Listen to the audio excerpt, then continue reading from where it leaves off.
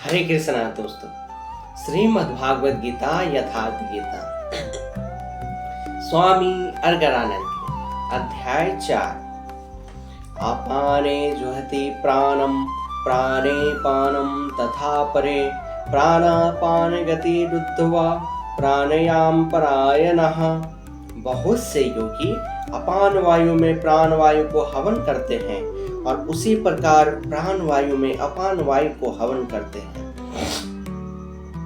इससे सूक्ष्म अवस्था हो जाने पर अन्य योगी जन प्राण और अपान दोनों की गति रोककर प्राणायाम परायण हो जाते हैं, जिससे श्री कृष्ण प्राण अपान कहते हैं। उसी को महात्मा बुद्ध अनापान कहते हैं। इसी को उन्होंने श्वास प्रश्वास भी कहा है।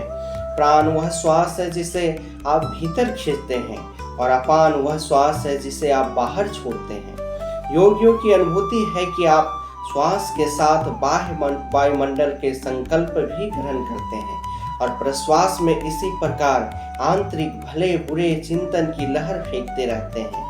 बाह्य किसी संकल्प का ग्रहण न करना प्राण का हवन है तथा भीतर संकल्पों का न उठने देना अपान का हवन है। न भीतर से किसी संकल्प का स्फुरन हो और न ही बाह्य दुनिया में चलने वाले चिंतन अंदर क्षोभ उत्पन्न कर पाए। इसी प्रकार प्राण और अपान दोनों की गति सम हो जाने पर प्राणों का याम अर्थात निरोध हो जाता है। यही प्राणायाम है। यह मन की विजिता अवस्था है। प्राणों को रुकना मन का रुकना एक ही बात है।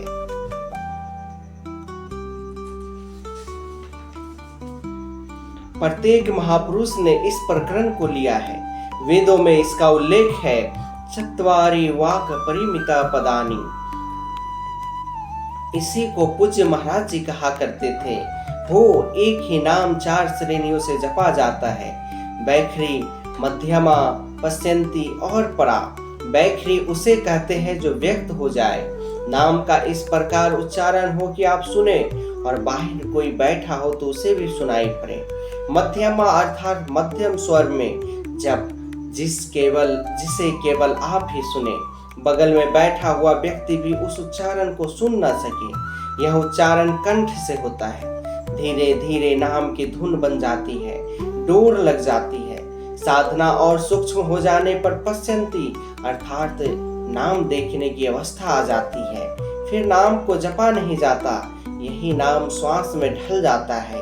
मन को दृष्टा बनाकर खड़ा कर दे, देखते भर रहे कि सांस आती है कब, बाहर निकलती है कब, कहती है क्या। महापुरुषों का कहना है कि यह सांस नाम के सिवाय कुछ कहती ही नहीं।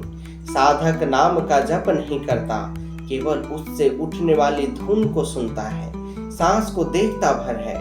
इसे पश्यंती कहते हैं। पश्यंती में मन को दृष्टा के रूप में खड़ा करना पड़ता है, किंतु साधन और उत्पन्न हो जाने पर सुनना भी नहीं पड़ता। एक बार सूरत लगा भर दे, स्वतः सुनाई देगा। जपे न जपावे अपने से आवे, न स्वयं जपे न मन को सुनने के लिए बाध्य करे और जप चलता रहे। इसी का नाम है अजपा। ऐसा नहीं कि जप प्रारंभ ही न करे और आ गई अजपा। यदि किसी ने जप आरंभ नहीं किया तो अजपा नाम की कोई भी वस्तु उसके पास नहीं होगी। अजपा का अर्थ है हम न जपे किंतु जप हमारा साथ न छोड़े। एक बार सूरत का कांटा लगा भर दे तो जप प्रवाहित हो जाए और अनवरत चलता रहे। इस स्वाभाविक जप का नाम है अजपा और यही है परावाणी का जप। यह प्रकृति से परे तत्व परमात्मा में प्रवेश दिलाती है।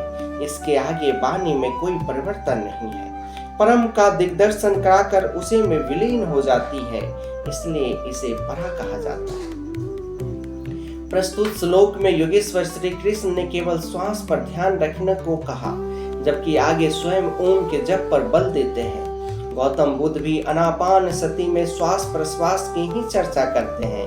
अंततः वे महापुरुष कहना क्या चाहते हैं? वस्तुतः प्रारंभ में बैखरी, उससे मध्यमा, उससे उन्नत होने पर जप की पश्यंती अथवा श्वास पकड़ में आती है। उसी समय जब तो श्वास में ढला मिलेगा, फिर जपे क्या? फिर तो केवल श्वास को देखना भर है। इसलिए प्राण अपान मात्र कहा, नाम जपो ऐसा नहीं कहा। कारण की कहने की आवश्यकता नहीं। यदि कहते तो गुमराह होकर नीचे की श्रेणियों में चक्कर काटने लगेगा। महात्मा बुद्ध, गुरुदेव भगवान तथा प्रत्येक महापुरुष जो इस रास्ते से गुजरे, सभी एक ही बात कहते हैं, बैखरी और मध्यमा नाम जप के प्रवेश द्वार मात्र है। पश्यंती से ही नाम में प्रवेश मिलता है।